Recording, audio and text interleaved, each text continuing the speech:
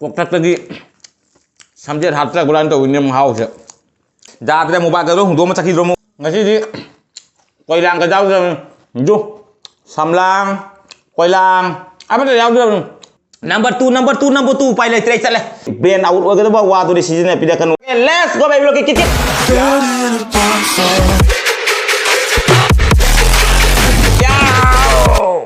हाय ma'am की दमता ngasi jono video ang pudul laksare ngasi kari mathen cha na drum ma'am yang tabina chegi mathen gi magai da sige kam jere ko asige siga hangam ka saireng ka thong ma lejere asige siga kobi ga khamin simi ga alu ga tongna champut ma lejere chamthong ma lejere asige siga hangam maton gi sinju lejere hangam maton gi sinju siga ina mimi hapsale mimi hapaga mimi sinju ta hale hangam maton ga mimi ga tawna sinju soba ma sige lejere ko na bai sige tilo mana lejere hangam maton lejere mana tabi kobi lejere asini ngasi gi mathen se ma'am cha ba una bai taw jara ga to cha ba dinga siga ma'am की दमता इसे मसाम त लांदोक चरंगा ma'am न मियंग ताबिना चेगी इसे सिबु let's go baby लोग इसे की मागाइदा आउ ngasi gi ise se di ise singda didiga to saksa ge ai di pik ni de ise ko phangjirakta banina youtube siga khongda akon numit ge ina aina khanjarak pa yu ise ma'am do phangjare do ise ma'am do ina nungsi bodo gi maram da ina ise ina dum khara ise macha ma dum saksarak ke ado ma'am sum tabina si aina nungsi ba ise ma'am yawi channel pai ba pai da bada ai di pik li ge de ise ko phangjirakta ko channel leina phangna na kaura pa ise singse ai gi pokpina ba ise ngaktani khallaga ise singi damakta ina didiga tawraga ise macha ma da lamdok cha ge asiga soi gi ba lang gi ba ke यावरगसु इसे सिंगना इंगोंदा गाकपीगनी आना खंजै नौपान इसे सक्सरगे दोदी let's go baby लोग इसे गी मागाइदा आउ आइगी नुंसिबा इसे कया फंगलेंगसिदी फमदा YouTube नंगी मतेंगदगी पिकलिंgai दे कौबा फंगलक्त्रबा इसे हाइबा मिंगथोलदो इमानब कयाना इसे याइमा इसे अतोंबी इसे अहल हाइना कौरगा आइना मतमदुदा वाना kapsakiba ngasi di pangle aigi ise kaya ise ahal ise atombi ise yaima ise gi ise ngakta baby blocky ise pangle ngasi di mayam gi mangda sang thok sare ngasi di baby block aigi pok padagi yawrak traba ise hai baming toldo YouTube nang napibire aigi pamda aigi nungsiraba ise kaya aigi nungsiraba ise kaya kau ba phangjare ise yaima ise ahal ise atombi haina aigi nungsiraba ise sing naupa ngasidi thamoi pele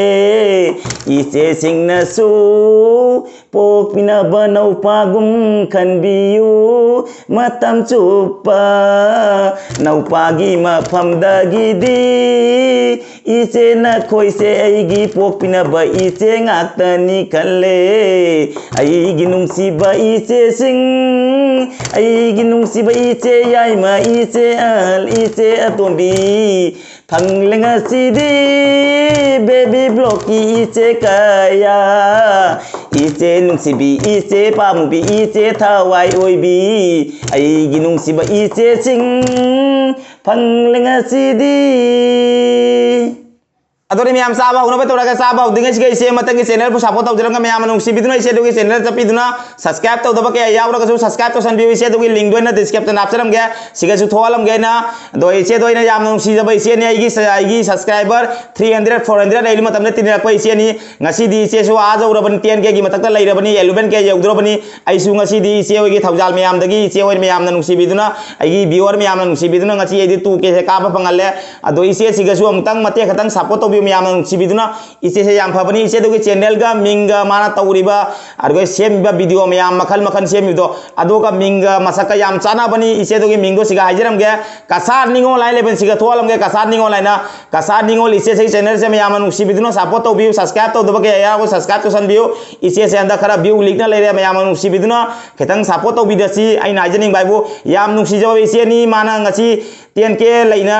11 के यौदे तौना लेइबा फावबदा अखोई सा channel मसा अखोइदा याम support तौबनी ngasi aina 300 lei matamdagi mana ingona support tawna purakpani ngasi aidi ngasi 2k lale aduna mangona chakthokpai wafam leite kana ru chakthok chade mayam nung sibiduna ngasi 2k europani ko adusu kasan ningon chaina 300 tinakpa isi mani aina mangonda hana ahambada kasada ahambada aina maawina friend tawri me ai kasad manungda ai ahambada hindi nganga video sema mi ahambada aina maitro nganga video sema pase kasan ningol lagi aina tammaga lakpani kasan ningol target tawraga duai maitro nganga video sema urapani yam phabai cheni manaswai gi video kya share tawbigi ai gi promote kya tawbigi adobu ngasi se aina nuai tabam poy ai de kamai duna ise se suk mathana suk jam mathak kana leram ise se mayam daun ta leram yaba ai su nungti gi mai video yangi man swegi video yangi kamen num tharo khain taw yo khoi machen doi du kai nadi mai magi subscriber sungka ka de to mayam nung si biduna mutang kasa ningol ise se bu support to bisi subscribe to daba ke ero subscribe to san view ai gi viewer mayam marakta aina haijaning baibu kasa ningol je khang daba ke ero ma su kasa ningol channel se chapi duna support to view video se khara yeng view yam phabai che ni channel pai ba yaw ra ga su dum ise da request to go ise na dum support to birakani promote to kani yam phabai ise ni no ma soina ise ga phangra video sama kani to soi derwa gi asani gi khanja ga pi aina youtube parak pa numitai khangi bai gi asani ai kasa ningol ga पंद्रह नोंग video सेमकनी अना खनजागी by इचे नादी पोपद इचे जावक्तबनीना अदोरी ma'am Chaba उनबे तोरगे let's go बेबलो के kit याव तबजरगे वाजाम गांग लेजरगे खनाव चिगसु सोनसु फुरी से लिसल लं फाजल ले सिगसु jacket लिसल कइन इंगा बनी उपाय लेत्रे जामना अदुगैदि मैम दसु वा मायाउद्रेना खुटी आमरे लाम हाम लाखरे को चाबे कमजरगे मैम दसु वा मायाउद्रे आई नहानदगी तोस्मा उपना आनोप उपना video सेमदबनी ngasi aina तोस्मा उपना आनोप उपना सेमिसे I Asha अमगी मतुंगिने सेमकोनिको aina ano upning masegi 1k kara upkian to bendo monong motang aina uppagi wakan do ekam kau kau leiba ai real face ta ai ano upi matam chupada ai gi mit ki khawa para pawar khara son bai tai matam jo upi do video gi damang tai na hande upam da bani do aina 1k kara matung da ai ano upaga mayam da uhal kana na gi khanja gi bai gi wakan do ngachi di mayam da ina kha upaga uhanjare do mayam lagna birakanu ai somai tawi khole ai duna adum ai gi saba thap ka phajade hayo ado ai saute asugum mi gi keno da mi gi brain out oga da wa do season birakanu achene hajaring ba do mayam nung sibiduna aina hajaran ba ise kasan ningol gi channel do nungsi biduna support amadi subscribe to san view yam phaba ise ni channel pai bai khoina ise dugo support to view ise duna promote tawraga som som gi channel su dum mathak mathak karakani ge masa khoina su ise jakara ingachi ise su mathak kana bagi akoi su mathak kana bagi ase ni akoi amana mabu support tawsi ase haraga yam saba uno metroga let's go baby loki cricket याव तब जरा क्या सीधी free सु blue होय रे background सु blue होय रे मनुंग दलित पाई की फ्री था बस जो अमूबो होय रे कलर सब माना रे दोरी एकदम साफ एकदम हो जरा क्या लेट्स गो बेबी लोग किट याव तब जरा क्या खुट्टी हमरे हम ला चरा बना गिट गिट याव तब जरा क्या कोई न लेथर रोय गया साग से ngasi asa ba sak yaw roy kai sorry sak ate sak hai jang mathen myam sa roy ngasi di aing ba ngote oy re champut chu jang tong ing bani hangam thong chu jang tong ing bani memi sinjwa re hamade inge sak ai hamade inge upai letra jat phat tong na git git yaw tong jara kya adu de kam sa ba jon mai tro ya natro ase kuina keno tau duna tapta na ingdana leina kanadre ado mayam nung sibiduna ise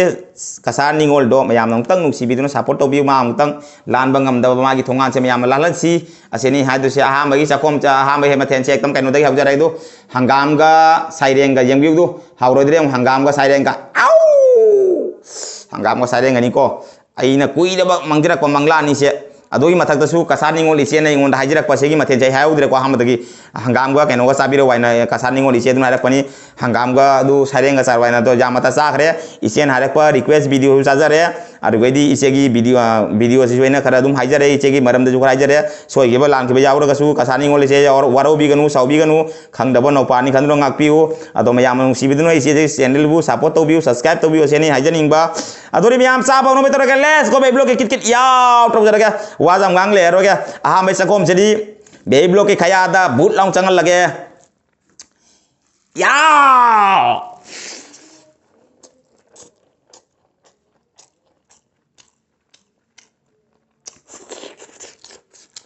हंगा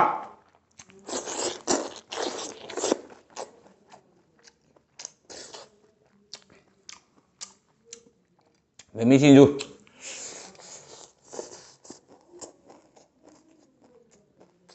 Vanga ngang làm như cái in đây rồi mà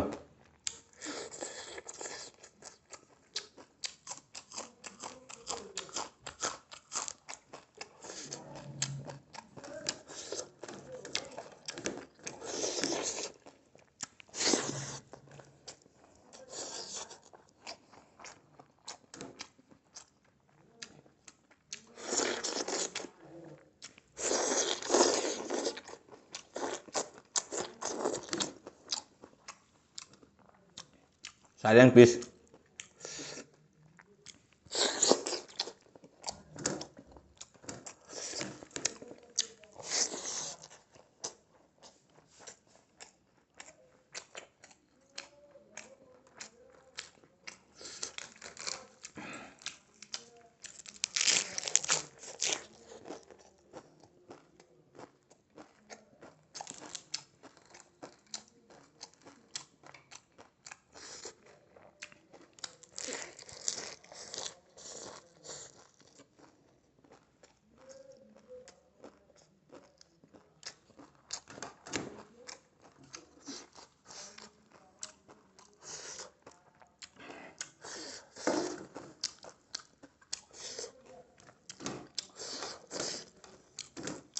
Yang ko ta padi talalu na pukam doloy po nga si hejang hingga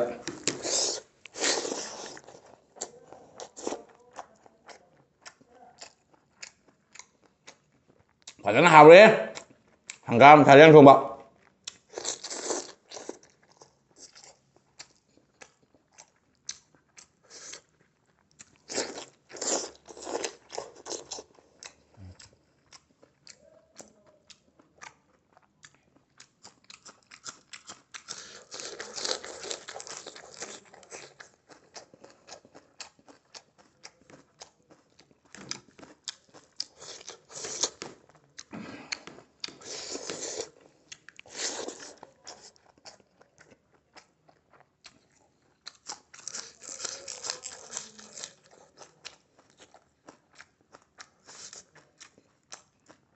idam dani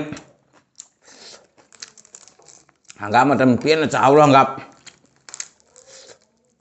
chahi matam tam phangjaba matam maidun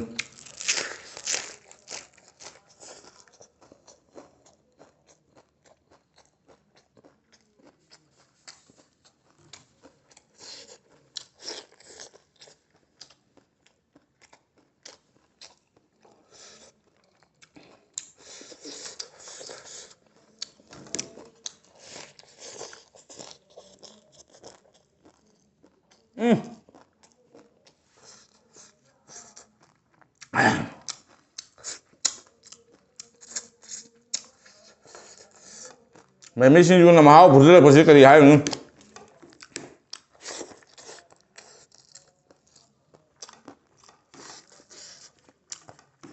Kok tak lagi samjat hatra bulan tu ini mahal je. Jar jar jangkal ini ekdom. Campong namun nanti jangan maju tak kok campong ni.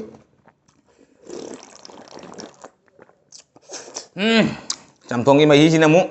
Nungai tu di nang asih di. Campong ini maju sini namu. Gi aja lah ini hauri merak sih guys, ngasih di majbun kapar kang deh.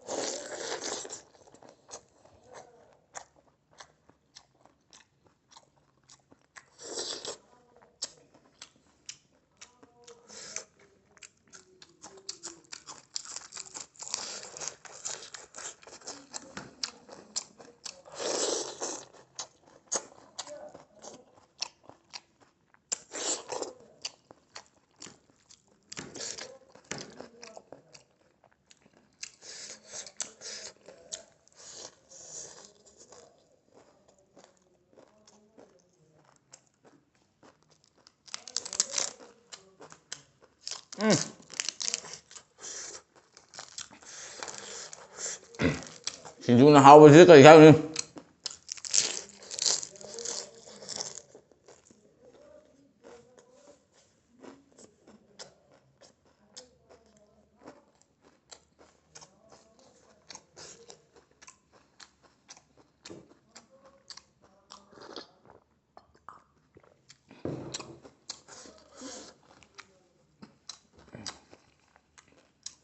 Ngasiꯗꯤ ꯀꯣꯏꯂꯥꯡꯒ ꯌꯥꯎꯗ꯭ꯔꯕꯅꯤ ꯌꯨ ꯁꯝꯂꯥꯡ ꯀꯣꯏꯂꯥꯡ ꯑꯃꯠꯇ ꯌꯥꯎꯗ꯭ꯔꯕꯅꯤ ꯁꯝꯂꯥꯡ ꯀꯣꯏꯂꯥꯡꯒꯗꯣ ꯂꯣꯏꯅ ꯂꯪꯊꯣꯛꯑꯝꯃꯦ ꯑꯩꯅ ꯐꯖꯗꯦ ꯄꯥꯝꯗꯦ ꯁꯝꯂꯥꯡ ꯀꯣꯏꯂꯥꯡꯁꯦ ꯑꯩꯅ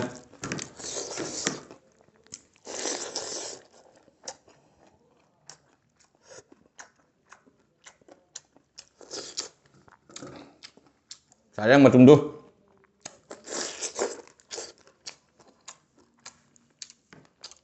ꯂꯣꯏꯔꯦ ꯂꯩꯇ꯭ꯔꯦ ꯃꯍꯥꯎꯗꯤ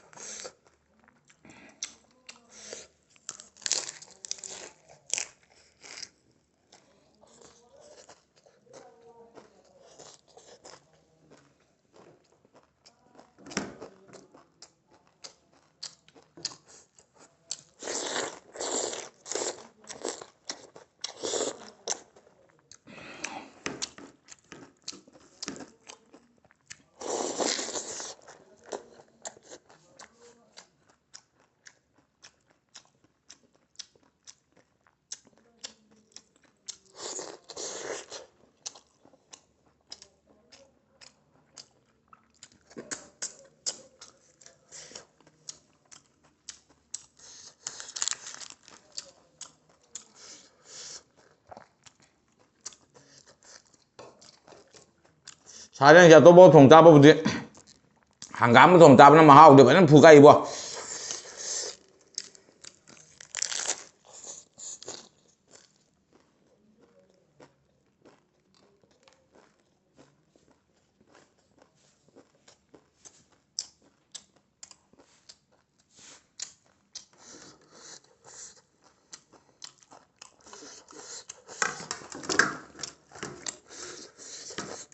Era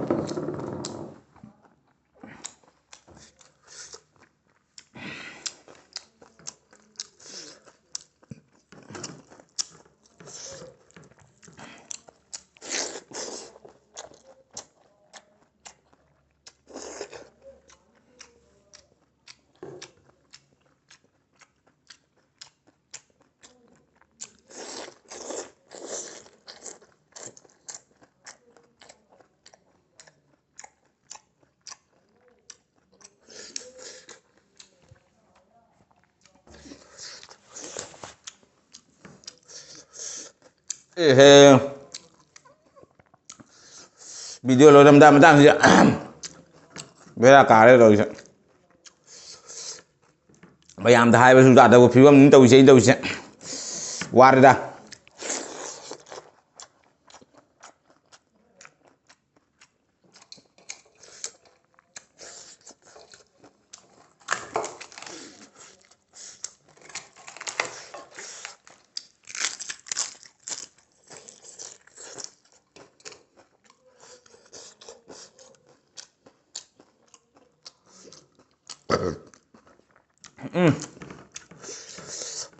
tanja 지금 타고 레이는 또 이제 왕한 모습들이 보면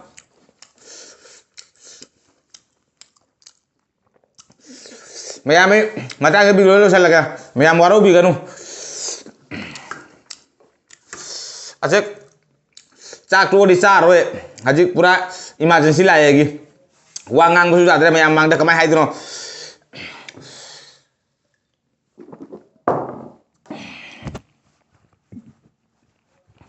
jatra mau pakai tuh dua macam hidro mau pakai jatra mata kita video lu channel betul ke betul video yang baru ngalakan like share comment tuh kau bikin mayam channel sih dan nunggu sang kau isi nak sih lekan channel sih subscribe tuh untuk nambah lakukan katreng lalu juga kau video ngasih di wakang ngang nih jatra mayam tham ke next video dong pernah sih ngasih di mata ngilu channel guys sabal loh jangan nanti ini ai sonda emergency lah ya tuh mayam tam minggu ini paning dari jatra apa tuh number two pilot tray chale